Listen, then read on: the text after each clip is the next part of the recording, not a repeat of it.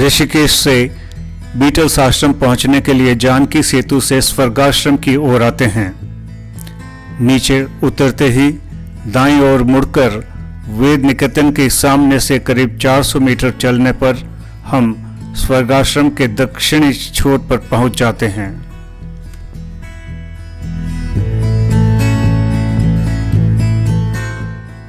ये गीता भवन नंबर 6 है और इसके ठीक सामने गीता भवन नंबर 7। इन दोनों के बीच का जो रास्ता है वह बीटल्स आश्रम या 84 कुटिया की तरफ जाता है।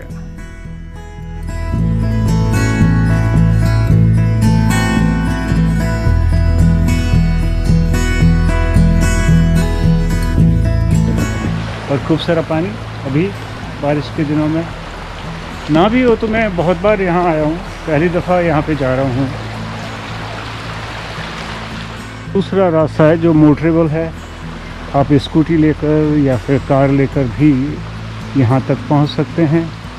इसकी एंट्रेंस फ़ी है जैसा आप देख सकते हैं, इंडियंस के 150 रुपये, सीनियर सिटीजन्स 75 रुपये, स्टूडेंट्स 40 रुपये।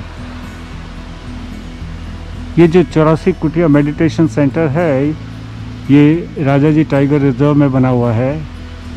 राजा जी टाइगर रिजर्व की स्थापना 1983 में हुई थी और करीब 820 स्क्वायर किलोमीटर्स में ये फैला हुआ है। तरह तरह के जानवर हैं यहाँ पर। वाह, बहुत ही शांत और सुंदर जगह है। म्यूज़िक बॉक्स, बहुत सारे म्यूज़िक बॉक्स लगे हुए हैं इस तरह के, प्रोटेक्टेड आंधी तूफान बारिश से। हल्का मेडिटेशन म्यूज़िक और ध्यान लगाने के लिए कुटिया। सामने रुद्राक्ष वाटिका और सुंदर घुमावदार रास्तों पर बैठने के लिए स्थान।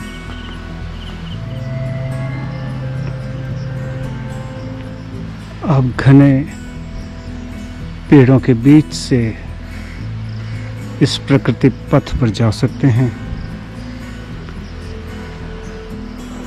ध्यान मठ मेडिटेशन रूम्स हैं आगे, एक मेरे पीछे भी बना हुआ है, आप देख सकते हैं। इतना सुंदर वातावरण, और आप सोचिए अंदर बैठकर आप मेडिटेशन कर रहे हैं। महर्षि महेश योगी ने इस परिसर की स्थापना 1961 में 7.5 हेक्टेयर वन भूमि पर की थी। यह गंगा तट से करीब 150 फीट ऊपर है और इस पहाड़ी को मणिकूट पर्वत कहते हैं।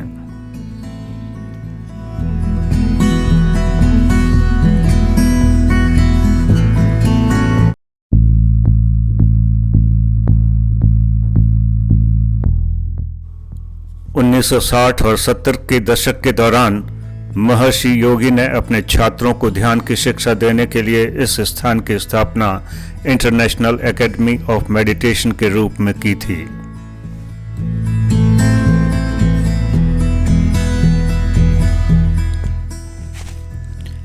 भीतरी द्वार में प्रवेश करने के पश्चात जैसे ही हम दाईं तरफ मुड़ते हैं हमें मेडिटेशन केव्स नजर आती हैं।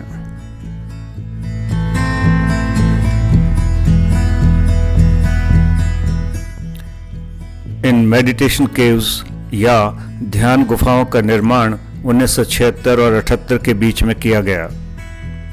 इनका उपयोग सन्यासियों द्वारा साधना हेतु किया जाता था।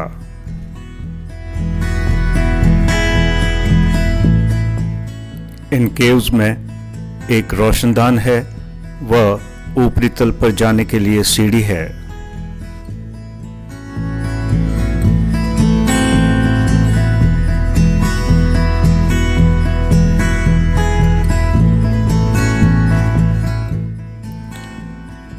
सभी केव्स पर नंबर लिखे हुए हैं।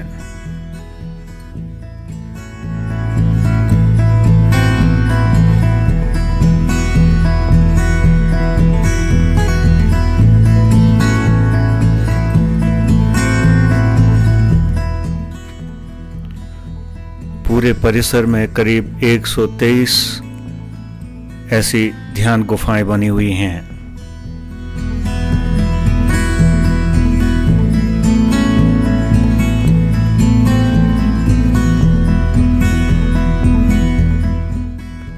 इस मणिकूट पर्वत पर इन मेडिटेशन केव्स के बीच से गंगा नदी को निहारना एक अद्भुत अनुभव है।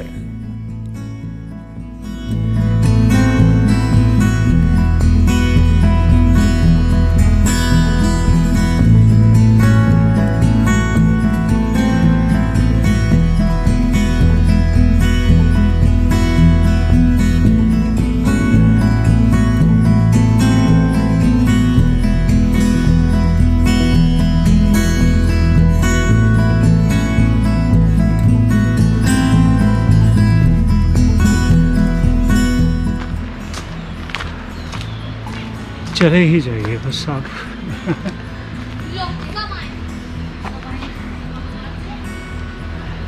शायद मकड़ियों के जाले आ रहे हैं, इसलिए आगे नहीं जाऊंगा मैं। आगे का रास्ता इस तरीके से है।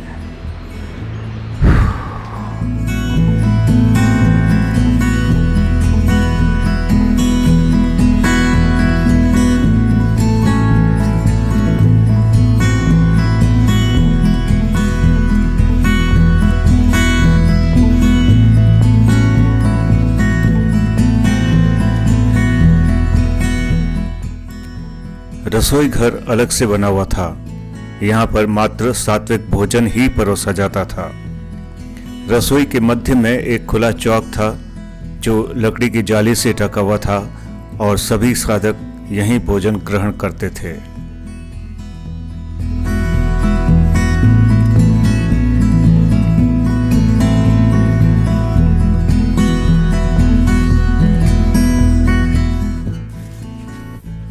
घूमते हुए जब आप थक जाएं तो परिसर में स्थित कैंटीन में आप अपने आप को तरोताजा कर सकते हैं।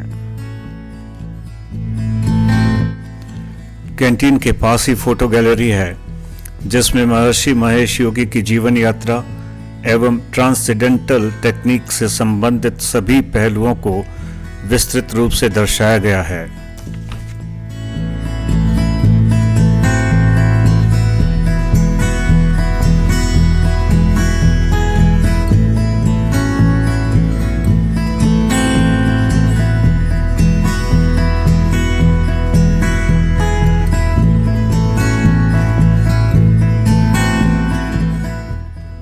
यह आश्रम हमें यहाँ की विरासत के साथ साथ प्रकृति की सैर और पक्षियों के मधुर संगीत का आनंद भी देती है। महर्षि महेश योगी ने ध्यान की एक पद्धति ट्रांसेंडेंटल मेडिटेशन टेक्निक तैयार की थी जिसे टीएम टेक्निक भी कहते हैं। टीएम टेक्निक के विभिन्न बीमारियों पर प्रभाव पर काफी शोध किया गया है जिसे टीएम थेरेपी के रूप में पहचान मिली। इन सब का प्रकाशन इस प्रेस से होता था।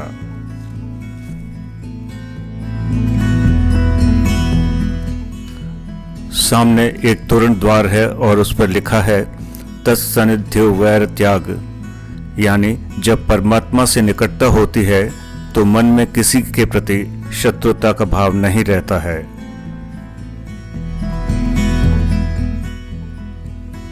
यह वेद भवन है। इस भवन का निर्माण 1976 में किया गया था। इसका उपयोग ध्यान की शिक्षा के लिए एक लेक्चर हॉल की तरह किया जाता था।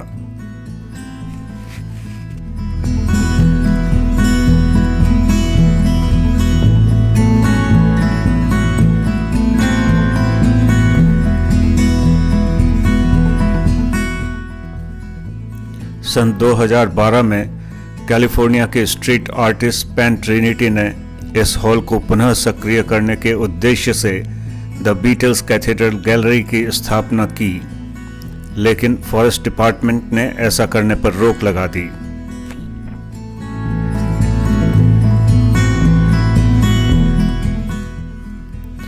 लेकिन 2016 में सरकार के अनुमति के पश्चात बैंड ट्रिनिटी ने एक और आर्टिस्ट माइल्स टोलेंट के साथ मिलकर सभी भित्ति चित्रों को पूरा किया।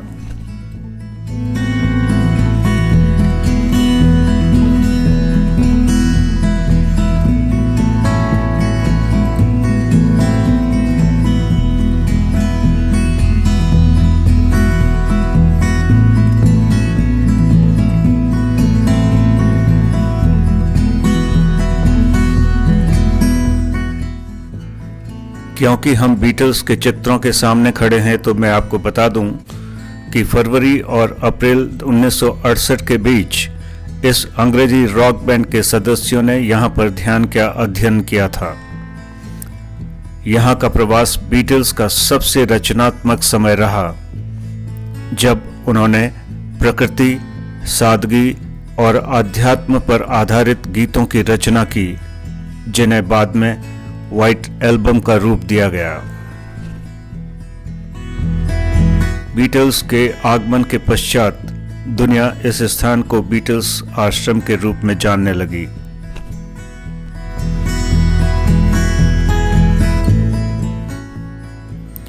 ये आनंद भवन एवं सिद्धि भवन हैं। इनका निर्माण 1976 में किया गया था। ये ट्रांसेंडेंटल मेडिटेशन के प्रशिक्षु शिक्षकों एवं एडवांस कोर्स की ट्रेनिंग लेने आने वालों की आवास स्थली थी।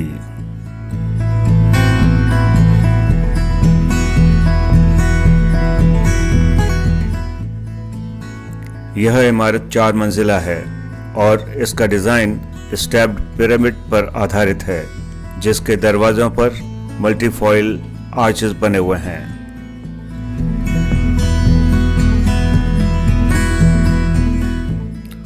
पंचकुटी का निर्माण 1960s के प्रारंभ में किया गया था। यह मुख्यतया अंतर्राष्ट्रीय मेहमानों एवं अति विशिष्ट लोगों के रुकने के लिए विशेष रूप से बनाया गया था।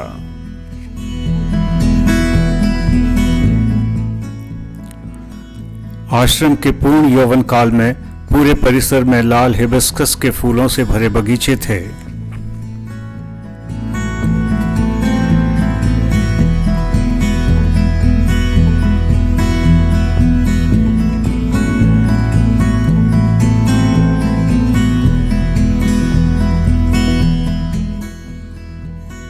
सामने जमीन के नीचे बनी हुई 84 ध्यान कुटिया है और इसी कारण इस संपूर्ण परिसर का नाम 84 कुटिया पड़ा।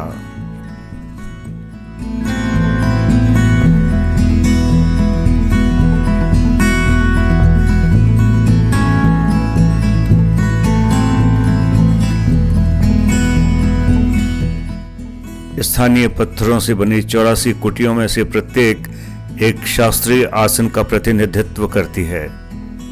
सामूहिक रूप से 84 आसन मानव जीवन के हर पहलू के लिए है।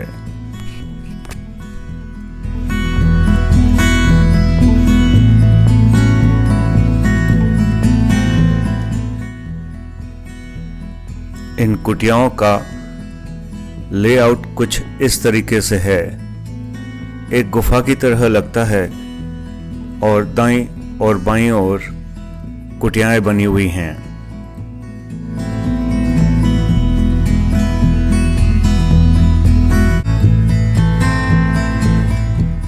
भीतर से यह कुछ इस तरीके से नजर आती है और इसमें वेंटिलेटर भी बने हुए हैं।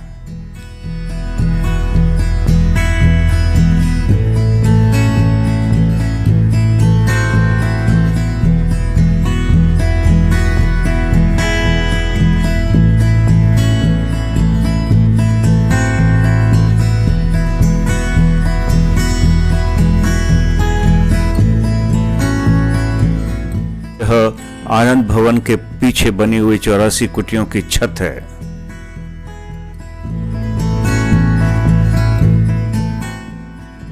आनंद भवन के पीछे बनी हुई एक पगडंडी पर चलते हुए हम बढ़ चले महर्षि महेश योगी के आवास स्थली की ओर।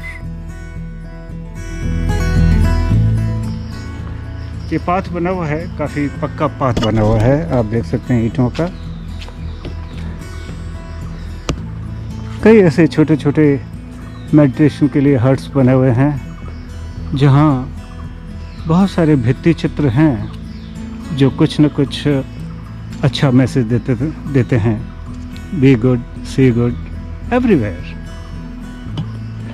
महर्षि यह स्थान महर्षि योगी का आवास स्थल हुआ करता था।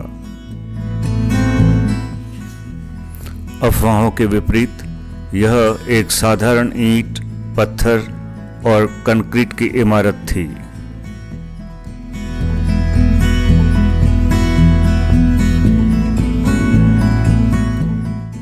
इस स्थल का निर्माण 1960s के दशक के अंत में किया गया था।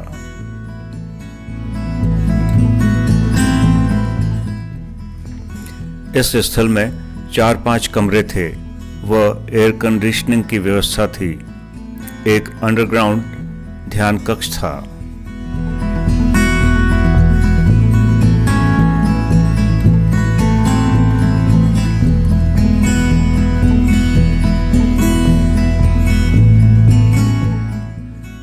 इस स्थान का चयन इसलिए किया गया था क्योंकि यहाँ पर दिन भर गंगा की सुखदायक ध्वनि सुनी जा सकती है।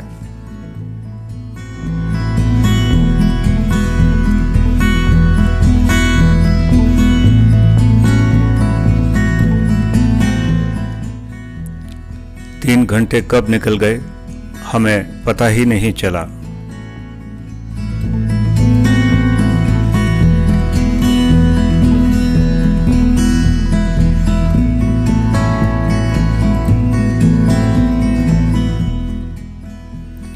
उन्नीस 1981 में लीज की अवधि समाप्त होने के पश्चात 1990 के मध्य में इस स्थान का अधिग्रहण कर लिया गया, जो कि अब राजाजी टाइगर रिजर्व है।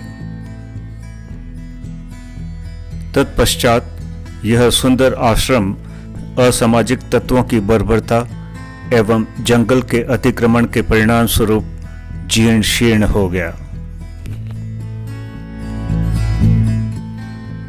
दिसंबर 2015 में इस स्थान को हेरिटेज स्ट्रक्चर के रूप में संरक्षित करने के इरादे से जनता के लिए खोल दिया गया, इस उद्देश्य के साथ कि आगंतुक यहाँ पर बीटल्स कनेक्शन की वजह से नहीं बल्कि प्रकृति, ध्यान और योग के जादू को सीखने आएंगे।